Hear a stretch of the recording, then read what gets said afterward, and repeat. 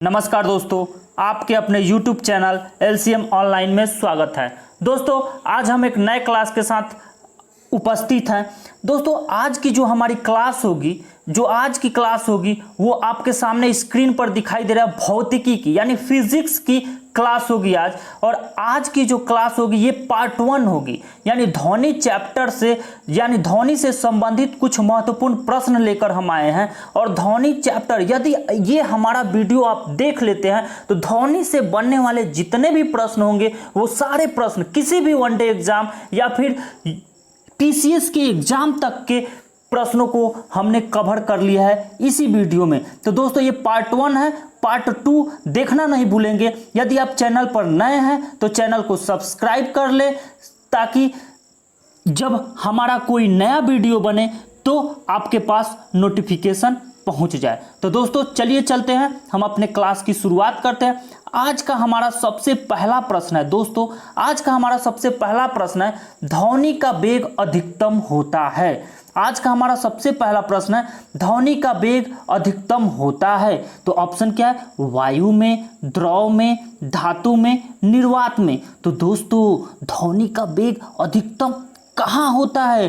तो ध्वनि का वेग अधिकतम धातु में होता है। ध्वनि का वेग अधिकतम कहाँ होता है? तो धातु में होता है। अब इससे कुछ महत्वपूर्ण डिस्कशन को हमने किया है ताकि आपके सारे कॉन्सेप्ट क्लियर हो जाए ध्वनि फिजिक्स के चैप्टर की। तो चलिए दोस्तों देखते हैं। देखिए बहुत ही अच्छे पेशेंस और धैर्य के साथ देखेंगे दोस्तों, क्योंकि यहाँ से एक डिस्कशन में कई प्रश्न छिपे हुए नजर आएंगे आपको। तो चलिए देखते हैं। अगर हम बात करेंगे ध्वनि की गति भिन्न भिन्न माध्यमों में भिन्न भिन्न होती है। ध्वनि की गति अगर कोई भी माध्यम हो तो भिन्न भिन्न माध्यम होता है तो भिन्न भिन्न होती है, यानी अलग अलग माध्यमों में अलग अलग ध्वनि की गति होती है। दोस्तों ठोसों में ध्वनि की गति सर्वाधिक होती है, इसीलिए हम क्या कहते हैं ध्वनि का वेग अधिकतम धातुओं में होता है। तो ध्वनि का जो गति होता है वो सर्वाधिक होता है किसमें? ठोसों में। तो दोस्तों आपसे प्रश्न पूछे ध्वनि की गति सर्वाधिक कहाँ होती है? तो ठोसों में, जबकि गैसों में न्यूनतम होती है। गैसों में क्या होती है दोस्तों? गैसों में निम्नतम होती है। तो यदि आपसे प्रश्न पूछे ध्वनि की गति न्यूनतम कहाँ होती है? तो ध्वनि की गति न्यूनतम गैसों में होती है। अगर हम बात करें अगला, सामान्य ताप और दाब पर वायु में ध्वनि का वेग लगभग 332 मीटर प्रति सेकंड होता है। तो ध्वनि सामान्य ताप और दाब पर वायु में ध्वनि का वेग कितना होता है? तो दोस्तों वायु में ध्वनि का वेग 332 मीटर प्रति सेकंड होता है। वायु में ध्वनि का वेग कितना होता है?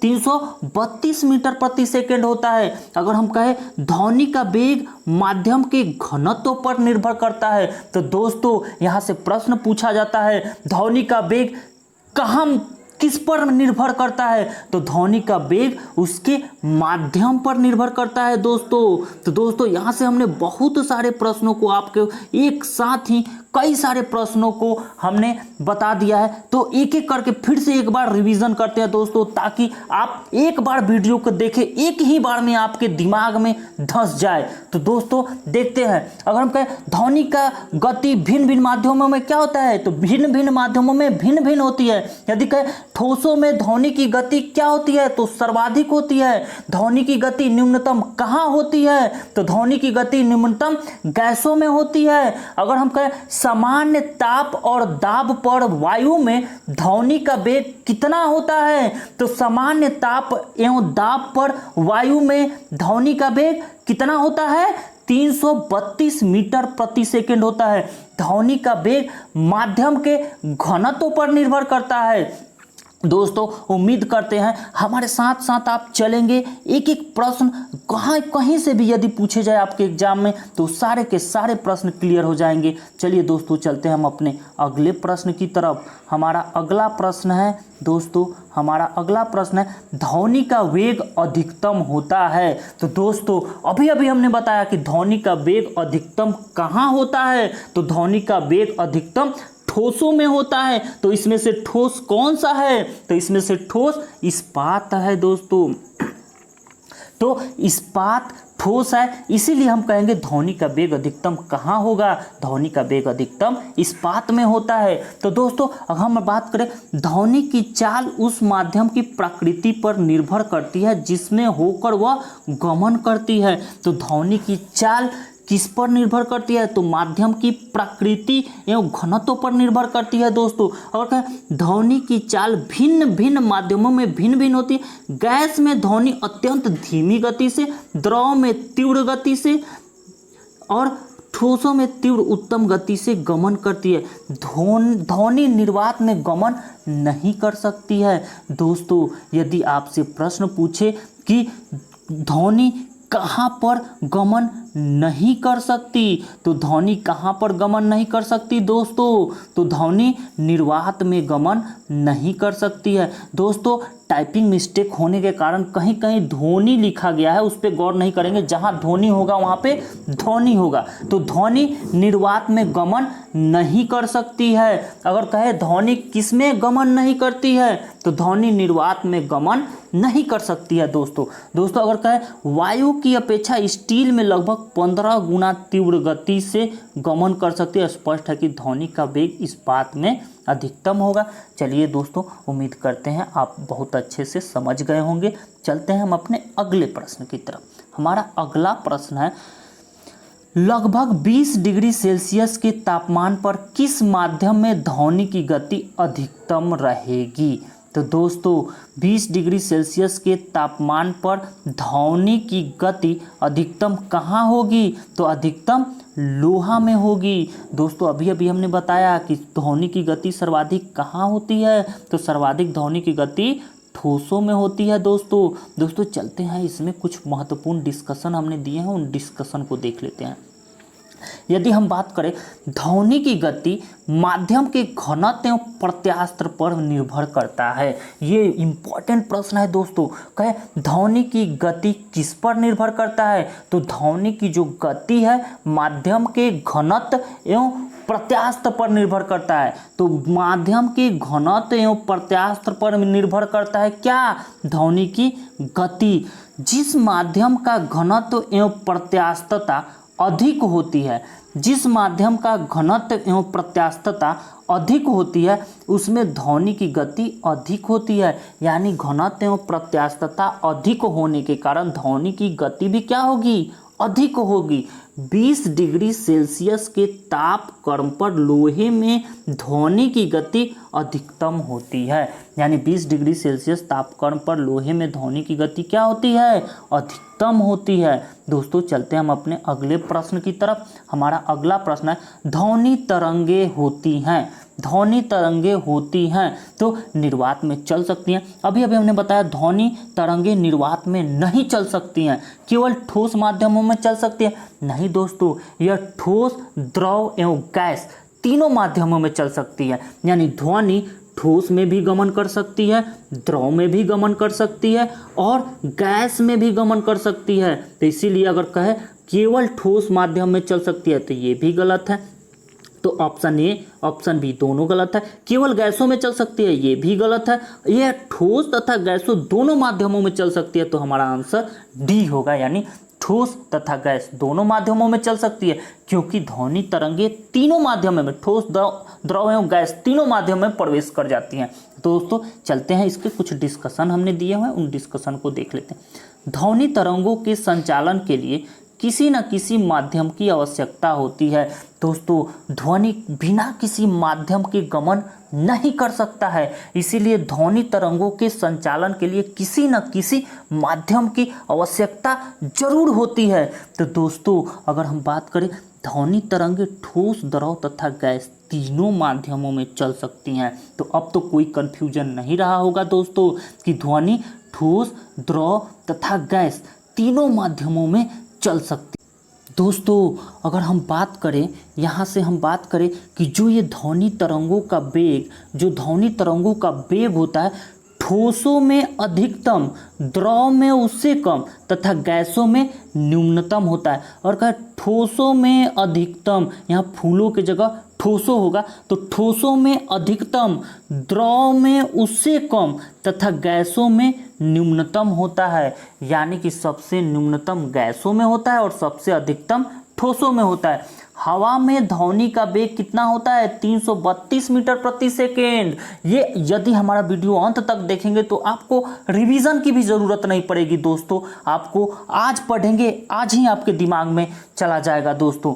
तो 332 मीटर प्रति सेकेंड। जल में कितना होता है? 1400 मीटर प्रति सेकेंड।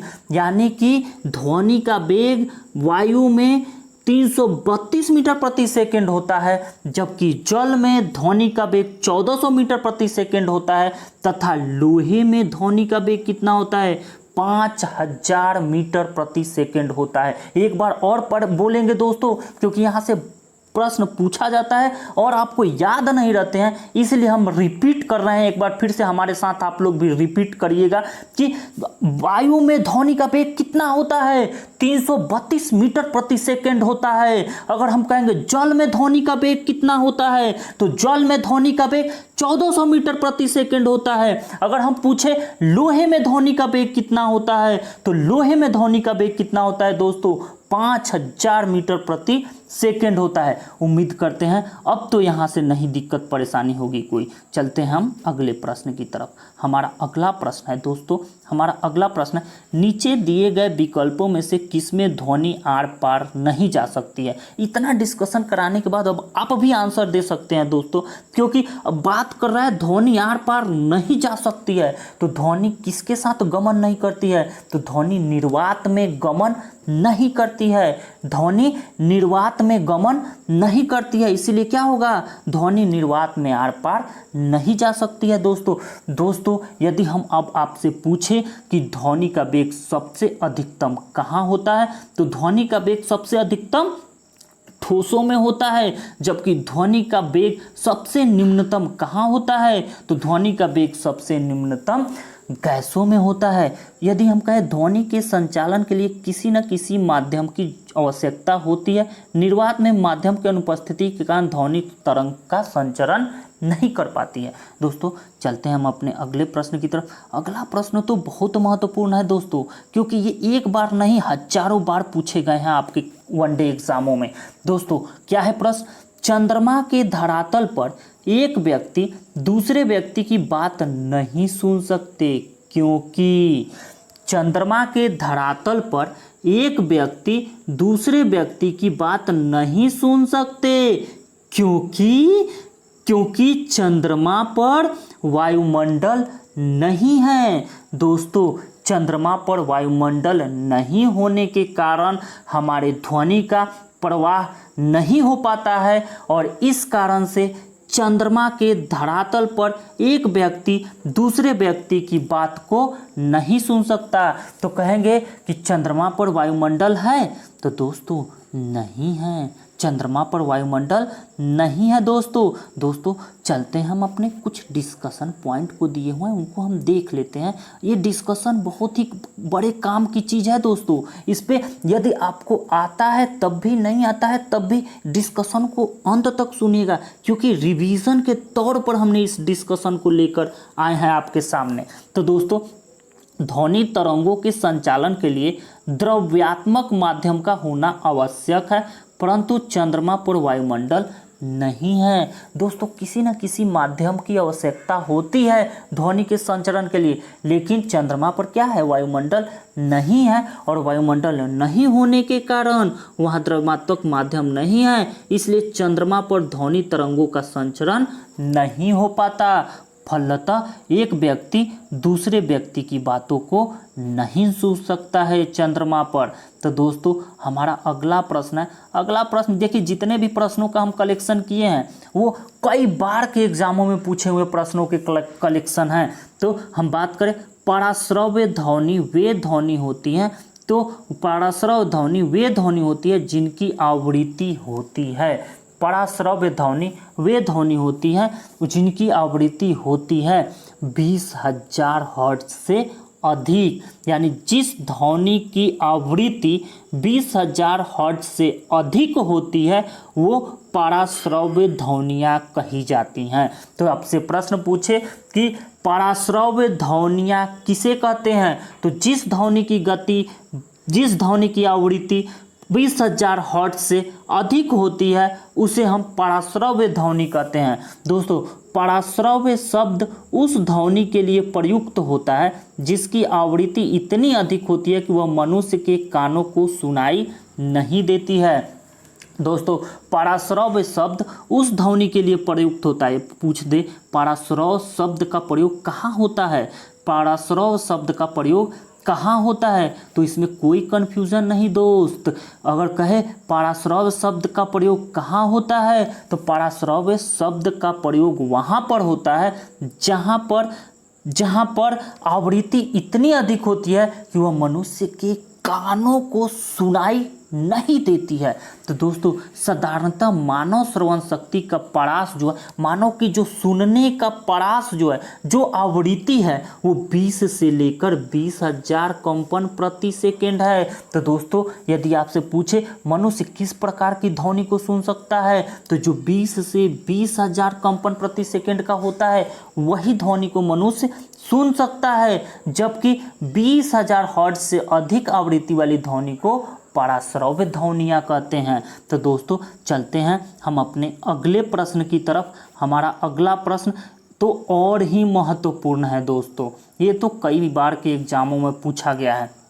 यदि आपसे कहे एक ऐसी पद्धति जिसमें पराश्रव्य ध्वनि का उपयोग किया जाता है, तो पराश्रव्य ध्वनि का उपयोग जिस पद्धति में किया जाता है उस पद्धति को क्या कहते हैं, तो उस पद्धति को सोनोग्राफी कहते हैं। तो दोस्तों, सोनोग्राफी क्या होता है, तो पराश्रव्य ध्वनियों का उपयोग किया जाता है, जिस पद्धति में एक पराश्रव्य ध्वनियों का उपयोग किया जाता है उसे सोनोग्राफी कहा जाता है।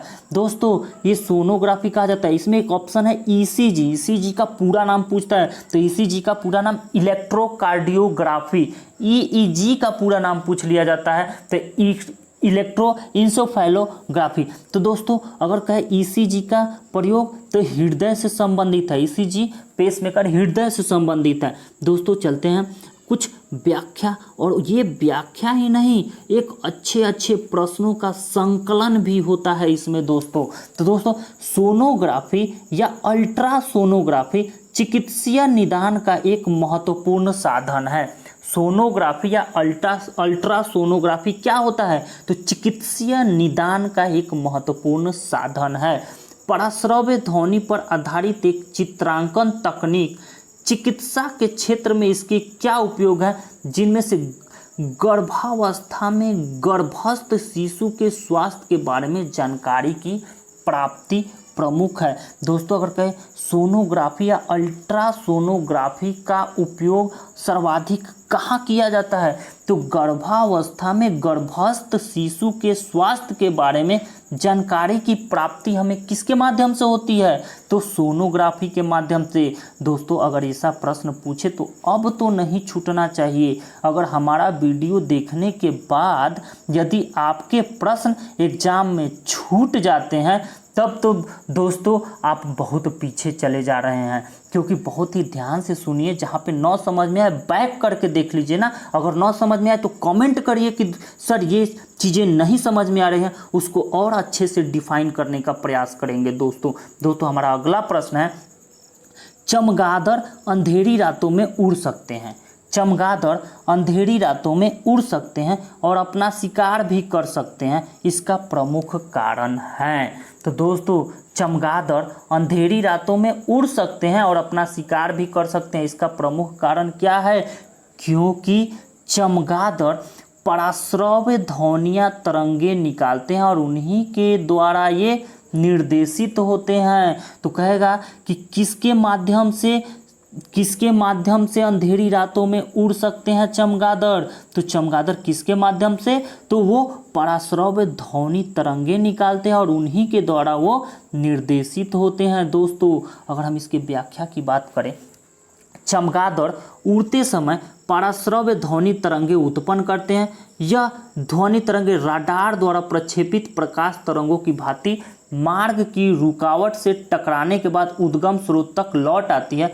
फलतः चमगादड़ अपनी संवेदनशीलता इंद्रियों से संभावित रुकावट की दिशा और दूरी का अनुमान लगा लेता है। तो पराश्रव्य ध्वनियों के माध्यम से चमगादड़ उड़ते हैं और वो अपने शिकार पर पहुंचते हैं। दोस्तों हमारा अगला प्रश्न है। अगला प्रश्न तो भाई जो एग्जाम देता होगा उसको पता होगा कि ये तो प्रश्न एकदम कॉमन प्रश्न है, और इतना कॉमन है कि ये गलत हो गया तो आप एग्जाम से बाहर हो गए। तो दोस्तों डेसिबल किसे मापने के लिए प्रयोग में लाया जाता है? तो डेसिबल का प्रयोग कहाँ किया जाता है? तो वातावरण में ध्वनि को मापने के लिए डेसिबल का प्रयोग किया जाता है। यदि आपसे प्रश्न पूछे डेसिबल का प्रयोग कहाँ किया जाता है, तो वातावरण में ध्वनि को मापने के लिए डेसिबल का प्रयोग किया जाता है। दोस्तों थोड़ा सा देख लेते हैं इसके अभी डिस्कशन, क्योंकि जो लोग नए होंगे उनको थोड़ा सा दिक्कत होगी, तो देख लेते हैं। ध्वनि एक अनुदैर्ध्य तरंग है। ध्वनि क्या है? एक अनुदैर्ध्य तरंग है। ये कई बार पूछा गया, ध्वनि कैसा तरंग है? तो ध्वनि एक अनुदैर्ध्य तरंग है। ध्वनि क्या है? एक अनुदैर्ध्य तरंग है। ध्वनि क्या है दोस्तों? एक अनुदैर्ध्य तरंग है। ध्वनि की गति तापमान के समानुपाती होती है। ध्वनि की गति कैसी होती है? तापमान के समानुपाती होती है। 1 डिग्री सेल्सियस तापमान के बढ़ने से ध्वनि का वेग 0.61 मीटर प्रति सेकेंड बढ़ जाता है। दोस्तों यहाँ से बहुत अच्छे पॉइंट निकल के आ रहे हैं। अगर कहें यदि 1 डिग्री सेल्सियस तापमान बढ़ जाए, यदि 1 डिग्री सेल्सियस तापमान बढ़ जाए तो ध्वनि का वेग में क्या परिवर्तन होता है? तो ध्वनि के वेग में क्या परिवर्तन होता है? बढ़ जाता है ध्वनि का वेग। और कितना बढ़ जाता है? यदि तापमान 1 डिग्री सेल्सियस बढ़ जाता है तो ध्वनि का वेग 0.61 मीटर प्रति सेकेंड बढ़ जाता है। तो वातावरण में ध्वनि की तीव्रता डेसिबल में मापी जाती है। ध्वनि की तीव्रता किस में मापी जाती है? तो ध्वनि की तीव्रता डेसिबल में मापी जाती है। दोस्तों चलते हैं हम अपने अगले प्रश्न की तरफ। हमारा अगला प्रश्न है, जब 2 लोग आपस में बात करते हैं तब कितने डेसिबल की ध्वनि उत्पन्न होती है? तो दोस्तों जब 2 लोग आपस में बातचीत करते हैं तो कितने डेसिबल की? लगभग 30 डेसिबल की। ऑप्शन के अनुसार लगभग 30 डेसिबल की ध्वनि उत्पन्न होती है। दोस्तों कितने डेसिबल की? लगभग 30 डेसिबल की ध्वनि उत्पन्न होती है। दोस्तों हमने कुछ डेसिबल के माप निकाले हुए हैं, डेसिबल के माप निकाले हुए हैं, और ये बहुत ही महत्वपूर्ण है, क्योंकि अगर इसको अच्छे से सुन लिए तो अगला जो नीचे प्रश्न होगा इसी से रिलेटेड और बहुत अच्छे प्रश्न मिलेंगे। और सारे के सारे प्रश्न कहीं ना कहीं किसी न किसी एग्जाम में पूछे गए हैं। फुसफुस की आहट यानी फुसफुसाहट, जब मनुष्य फुसफुसाता है तब कितने तीव्रता की डेसिबल उत्पन्न होती है? तो मनुष्य की जब फुसफुसाते हैं तो 15 से 20 डेसिबल। और ये कानाफूसी का काम किसका है दोस्तों? तो सबसे ज़्यादा कानाफूसी कौन करता है? आप लोग पता होगा, हम नहीं बताएंगे। चलिए दोस्तों फुसफुसाहट की सबसे, अगर फुसफुसाहट की बात करें तो फुसफुसाहट की आवाज़ कितने डेसिबल यानी 15 से 20 डेसिबल के अंतर्गत होती है। अगर कहें साधारण बातचीत जब आदमी करता है तो ध्वनि की तीव्रता कितनी होती है? तो साधारण बातचीत में 30 से 60 डेसिबल। ये बहुत महत्वपूर्ण है दोस्तों। साधारण बातचीत में ध्वनि की तीव्रता कितनी होती है? तो साधारण बातचीत में ध्वनि की तीव्रता 30 से 60 डेसिबल होती है। यदि कहें गुस्से में जब आदमी बातचीत करता है, जब हम बहुत गुस्से में बातचीत करते हैं, जब हमको आके कोई कुछ बोल दिया तो गुस्से में तमतमा के कुछ बोल दिए हम भी, तब जब तमतमा के बोलते हैं, गुस्से में बातचीत करते हैं, तब डेसिबल कितना का होता है तीव्रता? 70 से 80 डेसिबल। यानी जब गुस्से में बोलते हैं ना तो गुस्से में कितना? 70 से 80 डेसिबल। दोस्तों गुस्सा कम रखिएगा, गुस्से में बातचीत कितना होती है? 70 से 80 डेसिबल। तो ट्रक एवं मोटरसाइकिल, अगर हम बात करें ट्रक एवं मोटरसाइकिल में कितना डेसिबल की तीव्रता होती है? तो ट्रक एवं मोटरसाइकिल में 90 से 95 डेसिबल की तीव्रता होती है। और हम कहें यंत्र एवं कारखानों में 100 से 110 डेसिबल की तीव्रता होती है। यंत्र कारखानों में कितने तीव्रता की डेसिबल होती है, कितने डेसिबल की तीव्रता होती है? तो 100 से 110 डेसिबल तीव्रता की आवाज़ सुनी जाती है। दोस्तों ऑर्केस्ट्रा में कितने तीव्रता की? तो ऑर्केस्ट्रा में 110 से 120 डेसिबल की तीव्रता उत्पन्न होती है। दोस्तों ऑर्केस्ट्रा में कितने तीव्रता उत्पन्न होती है? तो 110 से 120 डेसिबल की। और अंत वाला जो है ना, ये अंतिम वाला बहुत ही महत्वपूर्ण है। तो जेट विमानों की तीव्रता डेसिबल में कितनी होती है? तो जेट विमान की तीव्रता 140 से 150 डेसिबल होती है। दोस्तों इसको या तो बार बार इस वीडियो को देखते रहेंगे तो याद रहेगा ये, अन्यथा इसको कहीं अच्छे जगह नोट कर लीजिएगा और रोज एक बार जरूर देखते रहिएगा। दोस्तों यहाँ से प्रश्न पूछे जाते हैं आपके एग्जामों में। तो दोस्तों चलते हैं हम अपने अगले प्रश्न की तरफ। हमारा अगला प्रश्न है 100 डेसिबल का प्रबलता स्तर किसके संगत होगा? 100 डेसिबल का प्रबलता स्तर किसके संगत? अभी हमने इसके ऊपर आपको बताया था। यंत्र कारखानों के शोर में कितने तीव्रता होती है? तो 100 से 110 की तीव्रता कहाँ होती है? यंत्र कारखानों के शोर में। सुनाई देने वाली आवाज़, सामान्य वार्तालाप, शोर शराबे वाली गली की आवाज़, ये सारे को हमने क्या कर दिया है दोस्तों? आपको नोट के माध्यम से प्रोवाइड करा दिया है। आप इसको कहीं ना कहीं जरूर नोट कर लेंगे दोस्तों, ये बहुत ही महत्वपूर्ण पॉइंट है। चलते हैं हम अपने अगले प्रश्न की तरफ। हमारा अगला प्रश्न है विश्व स्वास्थ्य संगठन के अनुसार एक नगर के लिए सुरक्षित ध्वनि प्रदूषण स्तर है। तो विश्व स्वास्थ्य संगठन के अनुसार एक नगर के लिए सुरक्षित ध्वनि प्रदूषण स्तर 45 डेसिबल है। यानी कि यदि जहां पर 45 डेसिबल की तीव्रता है तो वहां ध्वनि प्रदूषण का स्तर कम है, यानी सुरक्षित है, ध्वनि प्रदूषण नहीं है। लेकिन 45 डेसिबल से ऊपर जाते हैं तब हम कहते हैं कि अब ये क्षेत्र ध्वनि प्रदूषण से सुरक्षित नहीं रहा। दोस्तों चलते हम अपने अगले प्रश्न की तरफ। हमारा अगला प्रश्न है मनुष्यों के लिए शोर के लिए सहसीमा करीब करीब होती है। तो मनुष्यों के शोर के लिए सहसीमा कितना? तो हमने बताया था कि अभी मनुष्यों के लिए कितना होता है? 30 से 60 मनुष्यों का होता है। तो जब 30 से 60 होता है तो उसके अंतर्गत 45, ये 85 डेसिबल नहीं होगा, 125 नहीं होगा, 155 नहीं होगा, तो होगा क्या दोस्तों? 45, क्योंकि मनुष्यों के शोर शराबे की सीमा करीब 30 से 60 डेसिबल होती है। अगर हम बात करें साधारण बातचीत में ध्वनि की तीव्रता का स्तर 30 से 60 डेसिबल होता है। यानी साधारण बातचीत जब आदमी करता है तो कितना?